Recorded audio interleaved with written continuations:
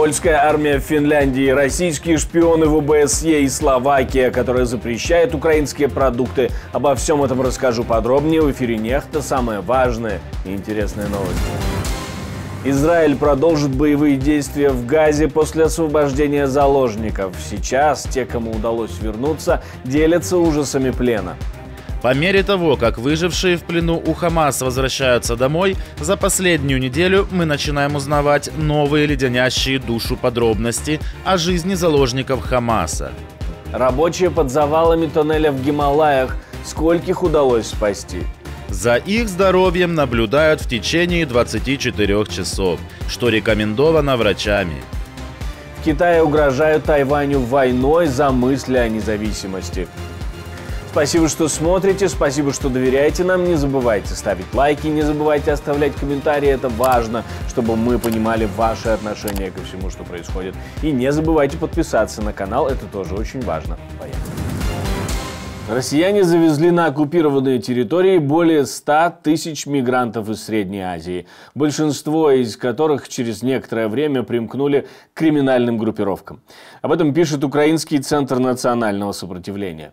Такой массовый заезд мигрантов уже спровоцировал ухудшение криминальной ситуации и привел к созданию этнических преступных группировок. С помощью ОПГ россияне пытаются улучшить контролируемость непринадлежащего им региона. Польская армия отправляется в Финляндию. Там они будут помогать охранять границу с Россией. Такая договоренность была достигнута после встречи двух президентов. Бюро национальной безопасности подтвердило выполнение такой миссии и решение направить специалистов, которые участвовали в подготовке барьера, а также во всей операции по защите польской границы с 2021 года.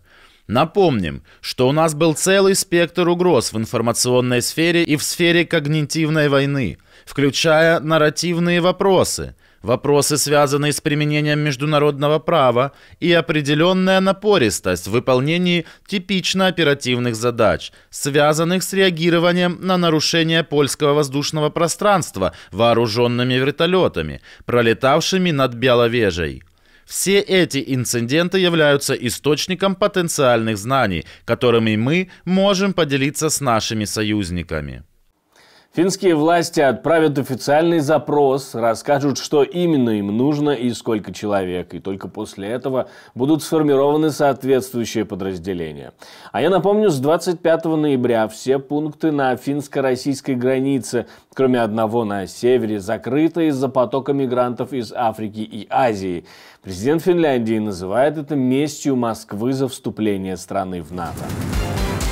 Словакия расширит эмбарго на украинскую агропродукцию с 4 до 14 пунктов, а также изменит подход к транзиту таких продуктов.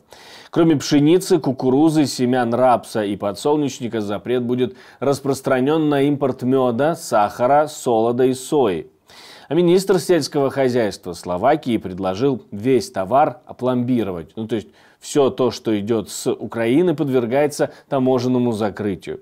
Такие решения в министерстве объясняют отсутствием единого решения в Европейском Союзе. Несколько высоких должностей в ОБСЕ занимают люди, близкие к российской верхушке, которых могли использовать для сбора информации и влияния на работу организации в интересах Кремля. Об этом говорится в расследовании журналистов «Радио Свобода». В частности, это старший стратегический советник секретариата ОБСЕ Антон Вушкарник, он бывший работник посольства РФ в Вашингтоне, сотрудница Международного секретариата парламентской ассамблеи ОБСЕ Дарья Боярская, экс-сотрудница МИД РФ и переводчица Путина. Уже экс-сотрудница генерального секретариата ОБСЕ Салтанат Сакимбаева, которая является женой заместителя главы МИД РФ Андрея Руденко, а он раньше был представителем России в ОБСЕ. Журналисты пишут, что все они имели доступ к чувствительной информации и к огромному массиву данных для служебного использования. Израиль продолжит боевые действия после операции по возвращению заложников, говорит Биньямин Нетаньяху. По окончанию режима прекращения огня Израиль вернется к борьбе против Хамас. Не может быть, чтобы мы не возобновили боевые действия до конца. Это моя политика. За ней стоит весь военный кабинет. За ней стоит все правительство. За ней стоят солдаты. За ней стоит народ. Именно так мы и поступим. С другой стороны, Израиль рассмотрит любое серьезное предложение о продлении перемирия, цитирую, «в той мере, в какой на столе будет лежать серьезное предложение об освобождении оставшихся заложников». Конец цитаты. Об этом заявляет представитель израильского правительства. По последним данным, в секторе Газа в заложниках остается 161 человек. Среди них 146 израильтян и 15 иностранцев. В это число не входят лица с двойным гражданством. По мере того, как выжившие в плену у Хамас возвращаются домой, за последнюю неделю мы начинаем узнавать новые леденящие душу подробности о жизни заложников Хамаса. Я, конечно, не имею права делиться информацией, полученной в ходе официального расследования, но свидетельства, которыми семьи поделились со СМИ, леденят душу. Заложники содержались не в приемлемых условиях, как цинично утверждают некоторые. Наши дети подвергались жесткому обращению. Свидетельства ужасают. Отец маленькой Эмили, Хэн Томас, трогательно рассказал журналистам, что она говорит только шепотом, потому что ее приучили не шуметь. Он видит ужас в ее глазах. Она думала, что ее держали в заложниках целый год. Ее лицо исхудало. Она думала, что все, включая ее отца, были убиты или похищены 7 октября. И отцу пришлось сообщить ей, что ее мачеха тоже была убита в тот мрачный день. В среду Израиль и Хамас вели переговоры через посредников о возможном продлении перемирия в Газе. 17 дней под землей спасатели на севере Индии завершили поисковые работы и подняли наверх всех работников, оказавшихся под завалами рухнувшего тоннеля в Гималаях. Никто не пострадал. У них было пространство для жизнедеятельности около 8,5 метров над головой. Все они сейчас в госпиталях и проходят реабилитацию.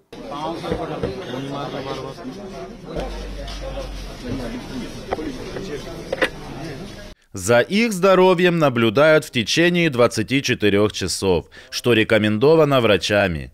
Я встретился с ними и оценил ситуацию. Все они здоровы и счастливы, их семьи счастливы, и все они благодарят всех. В Китае принялись за угрозы. Там предостерегают кандидата от правящей демократической партии Тайваня от стремлений к независимости. В Пекине говорят, независимость Тайваня будет означать войну. Приверженность к независимости Тайваня и провокации в сотрудничестве с внешними силами приведут лишь к напряженности и беспорядкам через Тайваньский пролив и заведут в тупик. Наше управление будет работать с Гоминьданом и другими тайваньскими партиями, группами и людьми в различных секторах, чтобы продолжать усилия по возвращению межпространственных отношений на правильный путь мира и развития. В Северной Корее прошли выборы, и люди впервые за 67 лет проголосовали не за тех кандидатов, на которых рассчитывала власть. Им просто впервые дали альтернативу. На общий результат это, конечно, не повлияло, но наличие оппозиции просматривается теперь и в Северной Корее.